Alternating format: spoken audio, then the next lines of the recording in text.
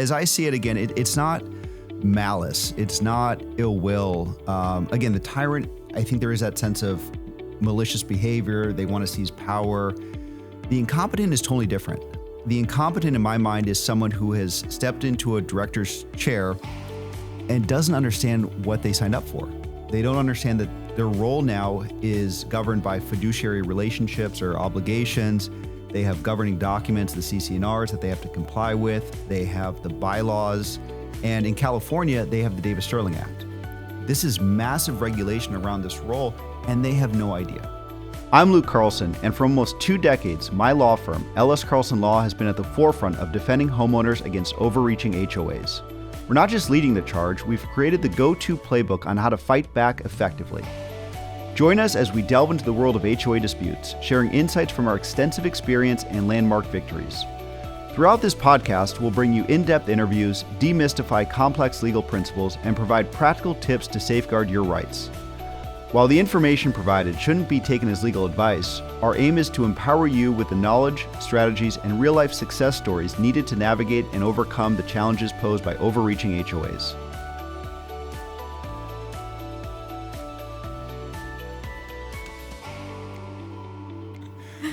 Hi, I'm Luke Carlson. Welcome back to the show. Today, we're going to continue our theme of bad actors in an HOA. Now, previous shows, we identified the tyrant and the meddler. As we discussed, both of these personality types have drastic negative impacts on associations. The next topic or the next personality type that we're going to discuss is what we consider the incompetent. It's the incompetent board member who isn't necessarily driven by malice or ill will. They're just incompetent. So enjoy the show, and we'll jump right into it. And I have Jenny with us. Again, I'm a lawyer. She is a non-lawyer, but I think she brings a lot of insight and I guess a bit of a personality to the show. I'll take it. And I also have Marty, also a non-lawyer, but again, I think he really drives the conversation and asks the questions which maybe I'm not thinking about. Hey, fun to be here as usual. So welcome. So yes, the incompetent. How would you guys like to start with the incompetent personality type? Let's define it. Okay. So as I see it, again, it's not malice. It's not ill will. Again, the tyrant, I think there is that sense of malicious behavior. They want to seize power. The incompetent is totally different. The incompetent, in my mind, is someone who has stepped into a director's chair and doesn't understand what they signed up for. They don't understand that their role now is governed by fiduciary relationships or obligations. They have governing documents, the CC&Rs that they have to comply with. They have the bylaws. And in California, they have the Davis-Sterling Act. This is massive regulation around this role, and they have no idea. So they get into this role thinking it's just going to be casual, they're just with their buddies. But what they fail to understand is they have a massive responsibility to the community. And so when the incompetent person steps in, it can be an absolute dumpster fire. Not because they're bad people, but because they just don't understand what they're doing, right? It's truly a lack of knowledge.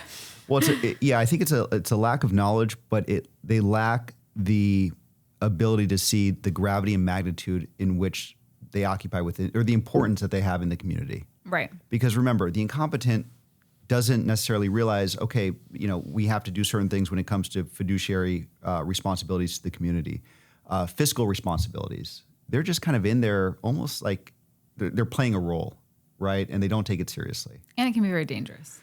Well, it can be dangerous to the community. I mean, what we've seen is it impacts quality of life, obviously, if they're making really bad decisions. But bigger picture, it might be driving down fair market value. Now, backing out of this whole thing, the association law, in my mind, has been developed with 2 things in mind. Really preserving quality of life for the people who buy in. I mean, they're paying good money on a monthly basis, but also to preserve fair market value. So when you get a bad apple into that role of association, they can torpedo both very quick. So... would you consider them, in some cases, just pure laziness? Like they get in there, they're like, oh, this is too much, and they just kind of take the back seat as well? Yeah, I suppose it could be laziness. Maybe it's laziness in connection with not understanding what they need to do to perform. Sure. Right? So, I mean, you could have a lazy person who understands fiduciary, who understands CC&Rs, and they just don't want to comply. right? They're taking shortcuts and they think that that's the best way forward. Then the argument would be, why did you sign up for this in the first place if you knew what you were getting yourself into? I agree. The incompetent in my mind maybe saw it as a way to hang out with their buddies, sit at the clubhouse, have some element of power, but not really understanding what they signed up for. Sure. For some reason, the first thing that comes to my mind is a retiree who's looking to fill their time and has no indication of all the responsibilities that go along with being a board member. And that could be it. Yeah, they want something to do. They're bored, and they threw their name into the hat, and somehow they got elected. And now they realize that can happen. That can happen. God, to have that much time. One can dream. Seriously. All right, so that's my definition. What else would we like to explore? Let's go over the common traits and behaviors. Oh yeah, I like this. This is good. So this is the biggest one. It's not understanding how the governing documents work, the CC&Rs. So you have to understand the CC&Rs in a community, it's a contractual obligation between the association and the owners.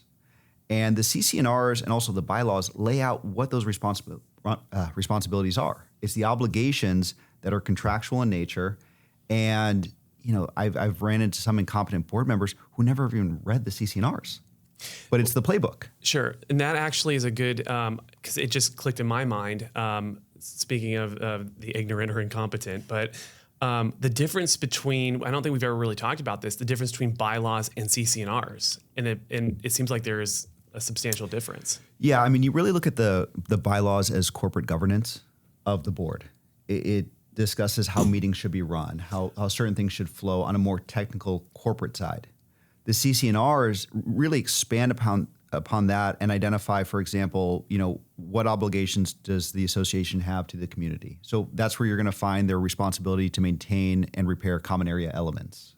It'll be set forth in there. It will also set forth, how dispute resolution might work. But it's really the entire playbook outside of the corporate governance side of things. Understood. Can you have CC&Rs and not have bylaws? And we're going to get into that a little bit later with another fun Reddit post for you. But I was just curious. In my mind, a well-functioning association needs both. Okay. But is it possible to have one without the other? Well, I mean, it's possible in a sense that anything is possible, but is it possible to have a well-functioning association without both? No. I don't believe you can do it. Understood. Thanks for the clarification. Yeah. All right. So that's a lack of understanding of governing documents. Poor communication skills. So this is interesting when it comes to the incompetent. Let me just sort of bifurcate a little bit. When you look at a tyrant personality, the lack of communication might be intentional, right? They're intentionally not communicating because it's a power grab or they're just trying to throw their weight around. There's malice behind it. Typically, yeah, or there's some maneuvering, right, towards power. The incompetent may lack communication or the ability to communicate just because they're poor communicators, right? So you may ask a question as an owner and their response might be ambiguous. You have no idea what they're saying, and you might take that ambiguity, run with it, and all of a sudden now you're in trouble because you thought they said one thing, but in reality, that's not what they meant. And now they're coming after you because let's say they said to you, yes, you can install a fixture within your property. You don't need to talk to the architectural control committee, right? And you say, okay, great. So you install a fence, and next thing you know, you get a violation notice. And you're frustrated because you say, well, they said that I could do this, but now I'm getting a violation notice for that. Now, when the incompetent board member, communicated that to you, they may have just been confused. Right. But it actually had a real ramification for you as owner. So that's sort of what you see out of the incompetent camp.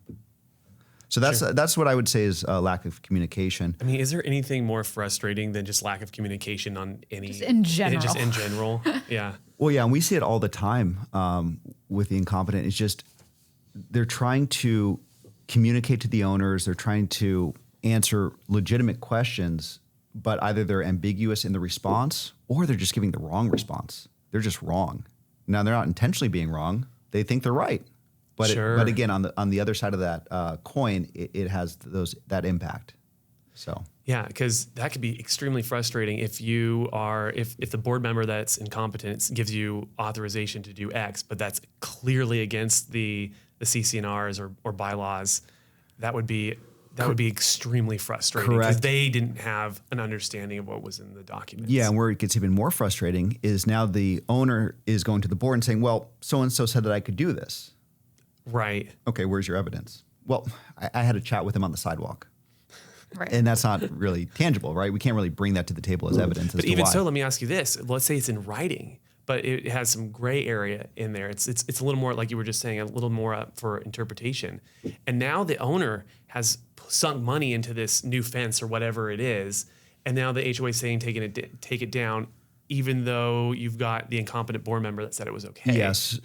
Who's at fault? Well, now you have an argument, right? Okay. You have authority in writing that seems to suggest that they did something that was within the confines of the CCNRs, or it was authorized, right? So now you can at least bring that to the board and push back a bit. And you also had a reliance issue where you poured money into it, so Right. that you took an extra step towards that direction. So we could argue that. This is a good point in time to mention it's probably always beneficial to make sure everything's in writing. There's one thing we've learned in this Yes. podcast is to get everything in writing. Yeah, no, that's a good tip. I mean, just on that note, I'm glad you raised that. So let's say you did speak with a board member, incompetent, competent, whatever the case might be, and they said, hey, you can absolutely Tyrant or meddler. Yeah, you talk to a tyrant, a meddler, or incompetent, and they say to you, yes, you can do this. What you might want to do is send an email saying, dear board, just want to say that I ran into so-and-so who authorized this, my building of a fence. If I'm incorrect, please confirm in writing. Otherwise, I'm moving forward. And that's a great piece of evidence. Absolutely. And it also puts the burden back on them. Sure. Because if they never say anything back in writing, okay, then it kind seems of have like the you green have light. that authorization. Yeah. So that's a good point. I like that.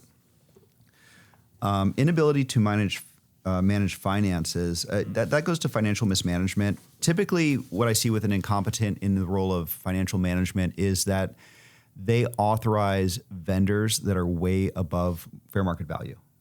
So, for example, let's say they're looking to hire a landscaper and they get, one bid and it's $10,000 a month, and they go with it, but they don't really go and explore other bids, and then you eventually realize fair market value for this type of vendor is $1,000 a month. Yeah. Sure. And I would argue financial mismanagement there. I mean, they didn't do their due diligence, and that can be problematic to the community, especially in a financial sense. Absolutely. Do bylaws ever state that for any outside vendors that you have to get at least 3 quotes? Is that Isn't ever? that the standard? I that's feel always like- the I mean, standard. that's Doesn't what they- everybody know you get 3 quotes? It's typically the standard. That's what we look for. And I've seen CCNRs which actually mandate that Okay. on the board. It depends on whether or not it's articulated or not, but we always defer to industry standard. And and the question is, would a reasonable board only get one bid? And typically the answer is no. Yeah. Sure. So what else you got? Failure to follow proper procedures. All right. So this shifts a little bit over to the bylaws. So let's say the bylaws require certain amount of meetings, annual meetings, or certain protocols within, board meetings. The incompetent doesn't follow any of that. And typically what you see from an owner is they say, hey, we've never had a board meeting in the last year or two. And, if this does actually escalate and you're in litigation and you depose the person who made this decision, typically the response is, well, I didn't know we were supposed to. Did you read the bylaws? No, I actually haven't looked at the bylaws. Okay. Do you own a copy of the bylaws? Actually, I don't own a copy of the bylaws. So they're sort of running this, association just completely in the dark. And typically when it comes from procedures, it's because they don't know actually how to run it in a manner consistent with the bylaws themselves. Sure. That becomes very problematic. Because you think of a well-functioning association, those associations have this framework to allow open communication, to allow owners to know what's happening with the board, Sure. what decisions are being made. Does it require input? If you take that away, you lose all transparency very Right. quickly, and it becomes very frustrating for an owner. Makes sense. All right. Inconsistent decision making. We missed resistance Oh. to learning. Resistance to learning. So how would I see that manifest? Okay, I got one. And I've seen this before too. So let's say that there is a situation where the board is violating the CCNRs in some way, and there's a meeting, and you have an owner show up and say, hey, clause 3.4 says A, B, C, D, and E. The incompetent may reject it and be unwilling to go into the CC&Rs and actually think about that provision and how it applies to the situation. There's almost a knee-jerk reaction to, I already know what I'm doing fine. Yeah. Even though the governing documents say something completely otherwise. So that might be a way it manifests itself, or they just don't care to learn. If you look at an association, what's supposed to happen, or what typically happens, is you have the association who has a vendor, which is often a management company. Now, the management company, to a large extent, is obligated to help the association comply with the CC&Rs. Sure. The other layer of protection is you have association counsel. That's typically like in-house counsel. Yeah. And when things are working well, association counsel is working with the management company, working with the board, just to make sure that everything is going smoothly. Well, the incompetent, you see two things. One, they're rejecting the advice of the management company or the association attorney, or the association attorney is checked out, is not fulfilling their obligations, and the management company is also a disaster. And that's like the perfect recipe for disaster. The trifecta. Yeah, it's a trifecta. Inconsistent decision making. Well, you would see that because if someone doesn't understand the playbook in the first place, you're going to have these very bizarre decisions. Now, they're not going to be uniform because there's no uniform playbook that they're turning to. So you might get one decision over here, for example, they decide to enforce the CC&Rs, and then other times they don't. So there's this sort of unequal application of enforcement. Again, they don't really understand that it has to be an equal application. And they say, hey, you're in violation. I like you. You're not in violation. And they just don't understand that it has to be even, even application of these rules. All right. So the next would be neglect of maintenance responsibilities. Okay. So this one we see all the time. And what we're really talking about often is the common area elements of a community. So you're looking at green belts, you're looking at roofs, you're looking at common area pipes. Pools. Yeah. Pools would be a good one. And what you can see from the incompetent is them not really understanding that affirmative obligation. So for example, let's say there's a roof and it's a common area roof, it's in a condo, and there's a lot of water intrusion. They don't act quickly. There's sort of this negligent or slow delay to actually respond to that situation. And when you're dealing with water, I mean, water is next to fire in terms of sort of the category of danger. Yeah, you have a firsthand experience with this. That's literally happening right as we speak. Right. And so, fire off, of course, extremely urgent, high level of response time there, right? Yeah. Obviously fire. But water is very equal in the sense that you have potential damage to infrastructure that can happen. But the other aspect with water is mold. Yeah. Mold becomes a personal injury element. So there's a heightened sort of requirement to respond quickly. The incompetent doesn't get that. They say, well, we'll repair in due time. And not to mention the insurance company, if they see mold, said you took too long to deal with it. Right. Huge risk there. Correct. Yeah. So that is a very common one when we see a negligent response to maintenance responsibilities. And again, those are set forth in the CC&Rs. There's a contractual obligation there, but the incompetent just kind of blows it off. Yeah. Typically not maliciously though, just not realizing the urgency behind it. Sure. So, all right, what else do we have? Oh, I like this one. Yeah, difficulty working collaboratively. Yeah, and I've seen this on certain boards where you have a handful of really good actors who understand the obligations, and you have someone who's just checked out to lunch, who just doesn't get it. And that, I think, automatically will create friction within an association. If you have some individuals who are like, we have to follow this by the book, and then you have another person who doesn't even understand there is a book, that's going to be problematic. This is like middle school all over again, doing a team project. There's always the one. No, it's like if you ever play Monopoly, Monopoly has certain rules, right? You play Monopoly, there's certain rules of the game. And then you have that one person who doesn't understand the rules and slows everything down, and it just becomes clustery. They're not fun to play with. No. This is a more sort of impactful version of that. That's taken from deep experience, I can tell. Yeah, that seemed really close to home. Well, yeah. I liked my middle school example where there's always a group project that someone doesn't participate or someone X. That's close to home, too. Yes. Yeah. Apparently, have very personal experiences. Yeah. Well, yeah, again, it creates friction points, and it creates a ununified board. Sure. Right? Absolutely. Inability to address homeowners' concerns. Yeah, that's sort of a manifestation of a lot of these things, though. Sure. The inability to address a homeowner concern. So I look at that as a potential lack of communication, inability to communicate effectively. Because if a homeowner has a concern, but the incompetent just can't respond, cannot communicate, cannot collaborate and work with that homeowner, that's going to be problematic, right? And that's sort of that manifestation of the incompetence personality type. But also, it's just the incompetent not understanding what the board must do in an affirmative sense or a contractual sense, right? You know, an owner might go to the board and say, hey, you have to fix the roof. It's causing water damage. And the incompetent saying, okay, we will address this concern in our own time with no sense of urgency. I would argue that's an inability to respond appropriately, right? And that creates havoc within an HOA.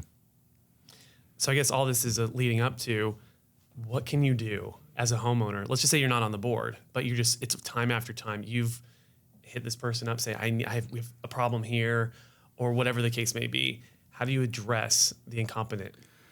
Do we review our IDR, ADR options? Well, listen, those are always going to be at play. An IDR, ADR play, again, that's informal dispute resolution or alternative dispute resolution. And as I categorize those, at least in California, I mean, ADR is in a very aggressive play.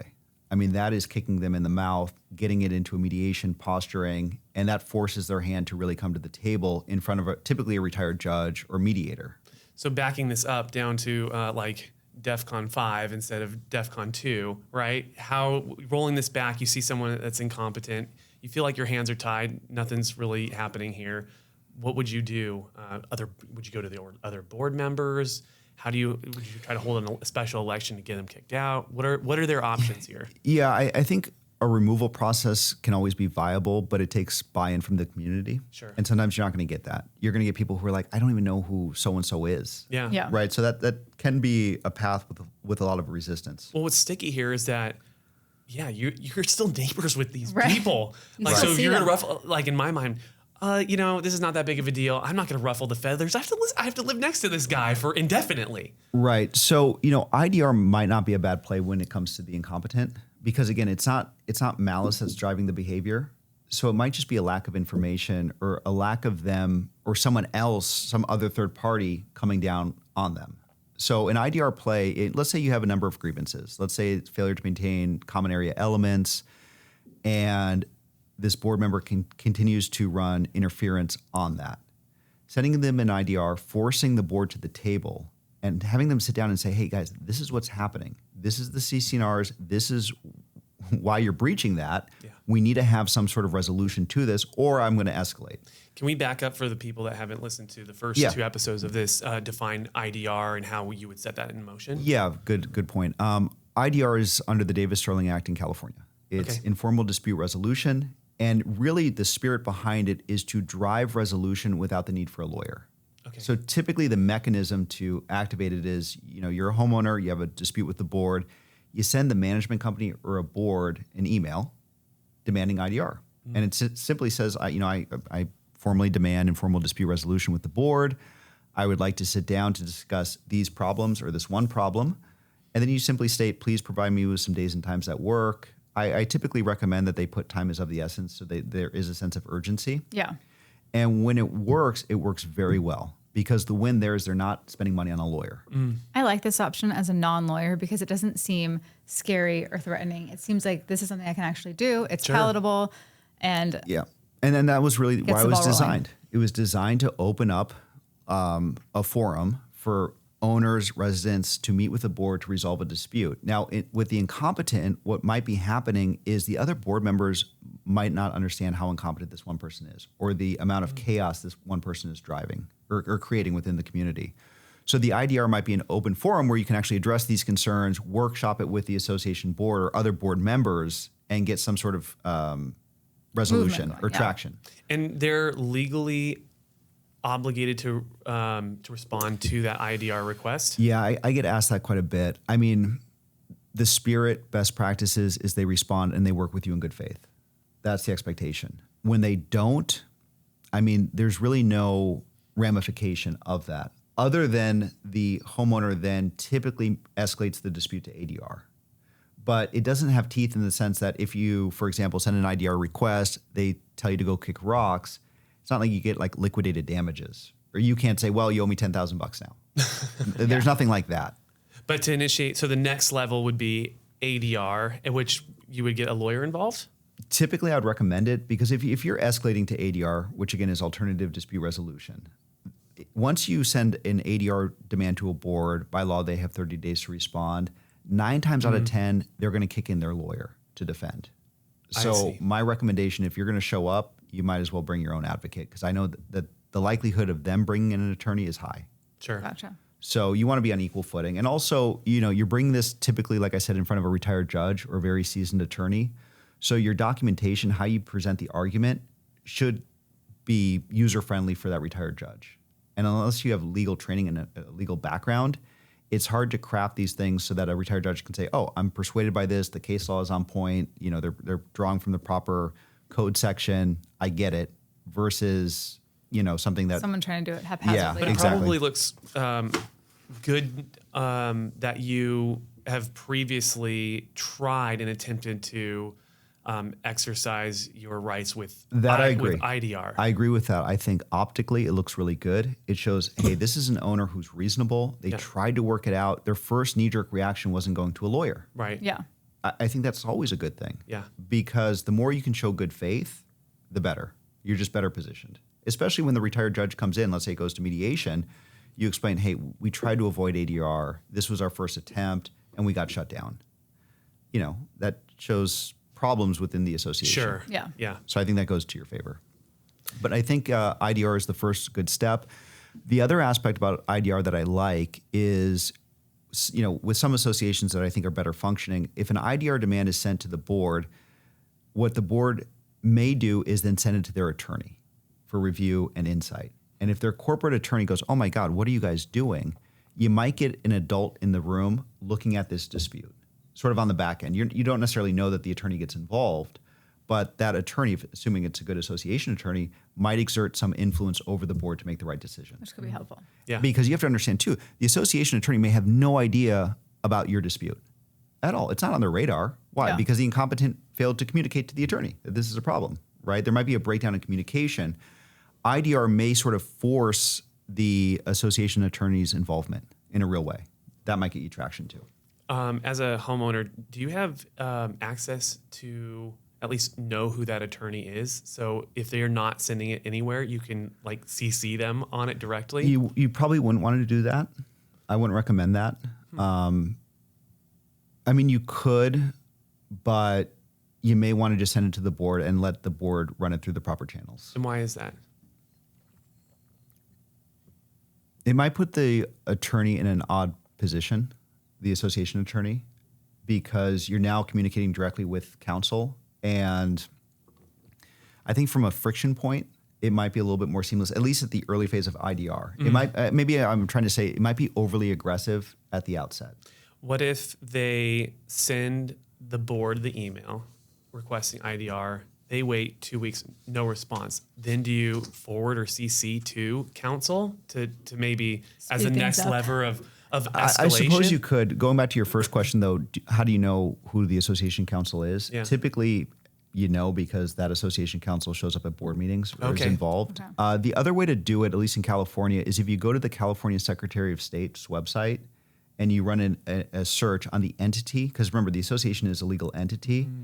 What it will list likely is an agent for service of process. Sometimes that's a way to identify who the attorney is. Now, it's interesting. For the agent of service of process, you see, I think, one of three things. One, it's someone on the board who is the agent for service. Two, it's a management company that's the agent for service. Or third, it might be the lawyer. Well, that's a good tip, actually. Yeah. So California Secretary of State, you run a business search on the entity, you pull it up, and then typically you can click on the documents and identify who the agent is. Yeah. And then if it's just a name without any sort of identification that it's a lawyer, you could take that name and then bring it to the California State Bar website to see if that's an actual lawyer. That makes sense. You can run a Yeah. name search on that person. Yeah. So Yeah, that's that's one way to interesting. kind of triangulate. Okay. So how would you avoid all of this in the first place? You have an incompetent person, but the goal is to never have an incompetent person. What can a good HOA do in order to make sure that everyone on the board here has some level of competency? Well, I think that's the ideal always, but that goes to the election process. elect good board members. And sometimes you don't know. Sometimes you simply don't know until they step into the role. Right. They Or a lot of people don't care until they get a bad one. What bothers me about 90% of all of these things is that there's no formal training whatsoever. They just say, okay, I take it on, but there's like no handbook. There's no, you need to check, here's the prerequisites. There's nothing there. They just jump in there and they can be completely incompetent. We're talking about onboarding. Now, there is a handbook. It's the CC&Rs and the governing documents. That's your handbook. And again, going back to a well-functioning, because I like to sort of use that as the ideal. You're a board member. Let's say you have no training, you step on, right? At some point, management company and or corporate attorney should give you some form of education. Or at least keep bumpers, right? It's sort of the training wheels on you. Yeah. So if you want to make a rogue, crazy decision, hopefully the management company catches it, or the attorney, or both. That sort of keeps you on the fairway. Otherwise, if you don't have that, that's where you have these associations which are all over the board and creating absolute chaos. Yeah. All right. What else you want to talk about? Are we going into our scenario? We can run through the scenario, or you can give us a couple of key examples. Which one you want to take on first? We can go through the scenario. I think that's kind of fun. It's unique. Right. I've got two, so we'll have Jenny go with one of these. It's a lot of pressure. I like this. I know, but I have terrible eyes and I end up stuttering. All right, here we go. Okay, HOA has run wild for over 40 years with just CC&Rs, never creating a reserve fund, despite docs requiring it, and rarely assessing for repairs. Now we all have to pay the piper with $60K worth of decaying siding, which they want to put off for several more years. There are no bylaws, so no fines or enforcement. One unit has human feces in their parking spot that they refuse to clean up. The president won't call additional meetings to vote on anything and just keeps putting off needed repairs. Instead of hiring a maintenance company for lawn, snow, etc., they want to force owners to do the work and harass those that don't volunteer at every meeting we have. Now they want to hire a management company for a 5-unit building because they don't want to put out bids themselves for all of the deferred maintenance. I love my condo, the location, patio, fenced yard, but this HOA continues to be a nightmare scenario. They are forced to hire a lawyer but have a fit when a homeowner has a discussion related to the property. Isn't that what we're all literally paying for? Then, when the lawyer says, yeah, you probably should or shouldn't do XYZ, they rarely listen and just want to have a discussion about it at most. Can I report them and have a receivership appointed because they simply aren't doing their job? That's a lot to unpack there. Receiverships are very hard. Let's start there. And let's define what that is, because I read that. I had no idea what they were talking about. So it typically happens in the business context. So let's say there's a partnership dispute, there's a falling out, and it's a company that needs management. And if there's a huge disconnect, maybe over ownership, what you can do is go to the court and have the court appoint a receiver who will step in as interim CEO, or they oversee the company itself. That's a very expensive process. Receivers are very expensive. To actually appoint someone, get them in, and bringing it to a court is very expensive as well, right? So it's court intervention at that point. Sure. To actually get some sort of decision from a judge who says, yes, we need to appoint a receiver. Just to get to that point is expensive. On a 5-unit HOA, that's a huge step, and it would be a huge investment. And considering they don't have the $60,000 to fix the siding that's been in disrepair for some time, it seems like that would. Can a HOA go into bankruptcy?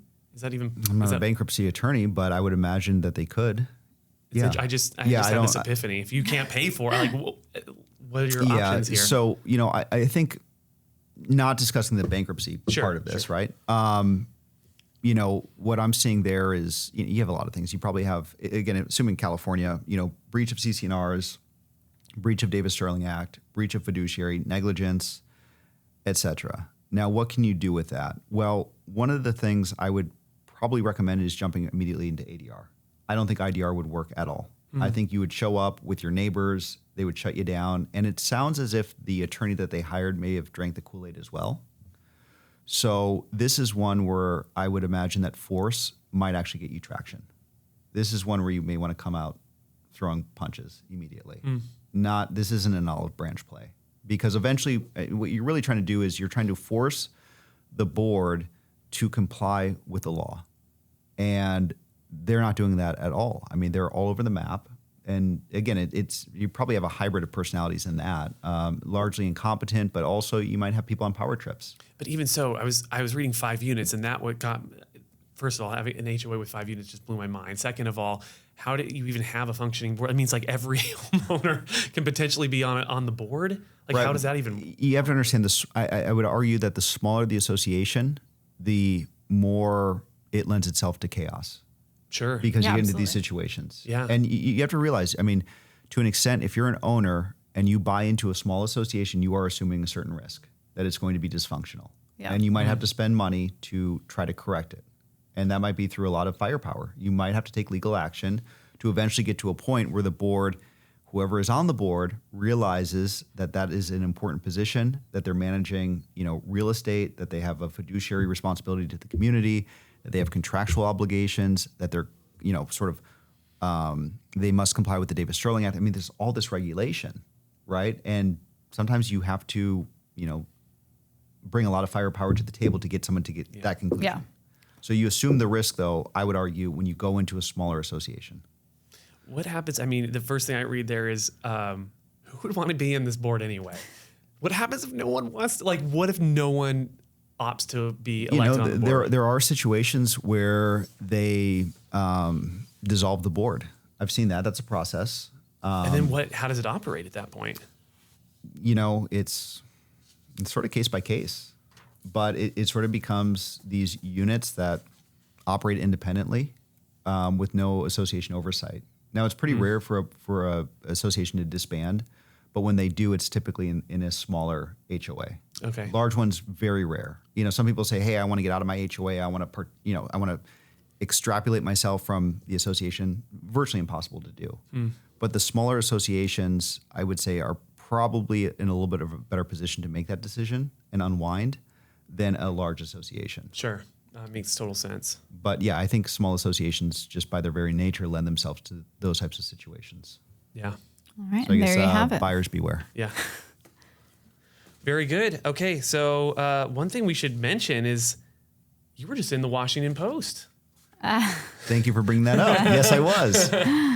regarding HOA, mind you. That is true. Yeah, no, I had a great conversation with the writer. He reached out to us, and it was an interesting topic. We were discussing sort of California, but as many of you know, we were in drought for quite a while.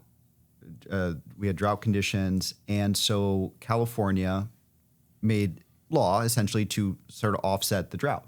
Yeah. And the conversation was interesting because it was, how did that law sort of gel with association law? Because it brought conflict, right? So, a lot of the drought measures really turned on, creating landscape that didn't pull a bunch of water from our system, Yeah. right? So instead of having a lush grass, you switch it over to more Desertscape. Yeah, Yes. desertscape, right? And that was encouraged by California, but that set of laws ran inconsistent with governing documents. So that was the tension between the two. So the conversation was really, how did that work internally? So let's say you were in a drought condition, you wanted to be responsible, you ripped out all of your grass and you put in desert landscaping. And then all of a sudden the association comes in and says, "Hey, no, we want grass. It violates the CC&Rs. What overrides?" And it was California law. But again, actually that ties into the incompetent too, because most of the cases that we saw dealt with board members who didn't understand how the sort of tension between the two set of laws was supposed to sort of resolve itself. Yeah, sure. That makes a lot They of didn't sense. get it. And so we had to push back on a number of fronts saying, hey, actually, the homeowner is right. They're complying with California law, which trumps your ability to try to force them to put the grass back in. And, it became, it was ripe for dispute, but a lot of it was incompetence in that scenario. But yeah, it was a good topic, and I thought it was really interesting. So yeah, we were very pleased with that.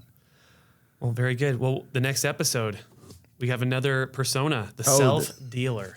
Yeah, maybe I'll do a teaser to the self-dealer. Yeah. Self-dealer is very different from the meddler, can be distinguished from the tyrant, and is certainly distinguished from the incompetent, because the self-dealer in many ways is very intelligent, right? So it's not incompetence. I mean, they are doing things by design, and they may very well not be a tyrant because they want to go under the radar. So typically the self-dealer is someone who you think is serving the best of the community, at least optically. You're looking at them like, oh, they're making great decisions. And then all of a sudden you realize they're siphoning money off of the community. and they cut these deals in different ways. And I've seen some very clever schemes. Ooh, I'm So excited for yeah, that. no, it's a good one. Puppeteer. So, all right. Well, thank you guys for watching, and we look forward to the next episode.